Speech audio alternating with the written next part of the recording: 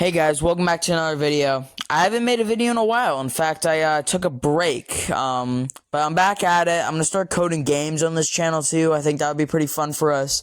But for this video, Chapter 5 of Poppy Playtime just came out. I haven't even watched it yet. I don't really know what happens except at the start. But I want it to be known, I planned this video like a few days before that. So, pretty lucky of me. Maybe the algorithm will help me out a bit. Just saying. Anyways, what we're doing today is I want to talk about tropes that are in every single mascot horror game. Like, we're talking like FNAF, Poppy Playtime, Garden of Banban, Secret of the Mimic. I mean, I guess that's FNAF, but, you know, Tattletale maybe, Bendy the Ink Machine, all that good stuff. Now, first, just for ideas for these games, it's usually always something that children enjoy. Like something a children would like, or a child, and they just like twist it.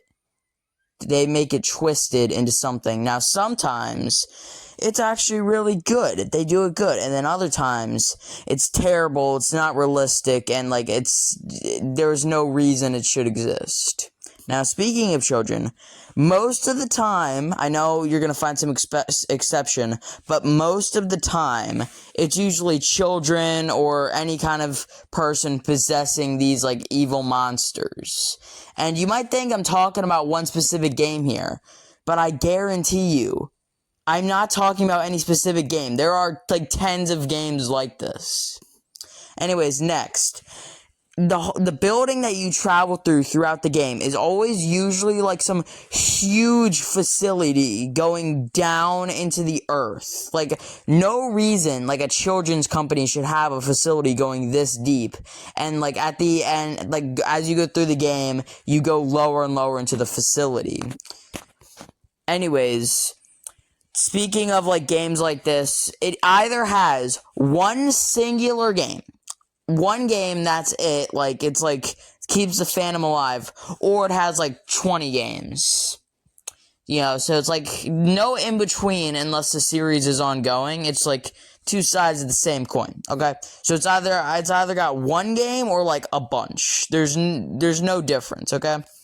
Now, next, there's always, like, one, like, main villain that, like, just gets blamed for everything and is, like, the most atrocious person in the world. You know, like, we obviously got William Afton, we got Joey Drew for Bendy, Leaf Pierre for Poppy Playtime. I don't know, is there a villain in Tattletale?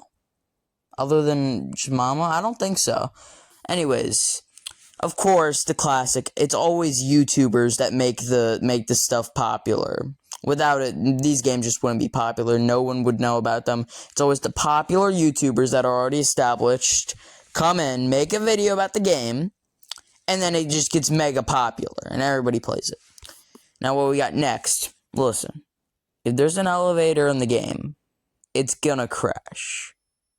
The elevator will crash. If there's a train in the game, the train will crash. There's just no question about that either.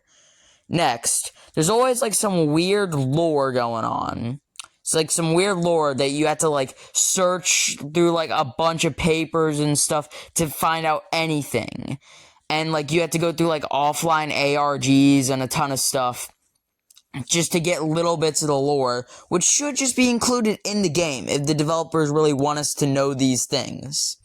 And, there's always multiple endings as well, and, the good ending, quote, unquote, good, you have to, like, play the game 5 times, and you have to, like, do, like, an entire separate, like, 3-hour thing, and then, like, you have to, like, do random objectives that don't have anything to do with what you're told to do or the story at all, and the only way you would know them is if you were told online. I also don't know how the people that tell you these things online know about them. Never got that. You think it's just trial and error?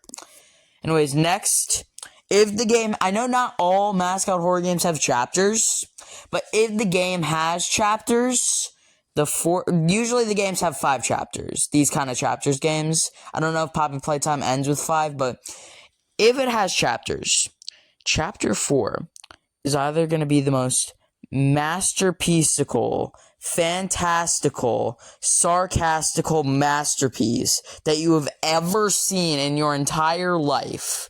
It is the greatest piece of art in the world, or it's pretty bad.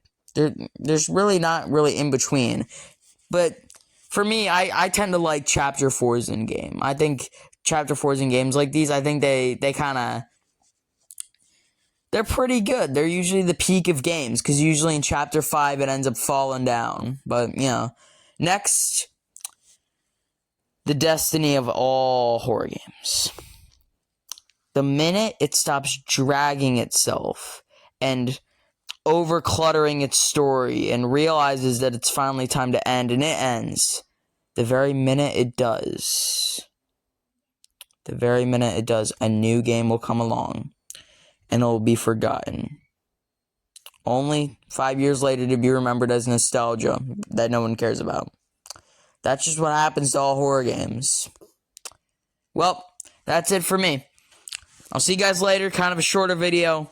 If you agree with the stuff in this video, let me know. If you find anything disproving it, let me know. If you have any recommendations for games, I'm not really playing that many games anymore on this channel. More focused on coding them. But if you have any suggestions and I think it's good, I'll play it. So just let me know below. Remember to subscribe. Or you don't even have to subscribe. If you like the video, then like the video. If you know what I mean.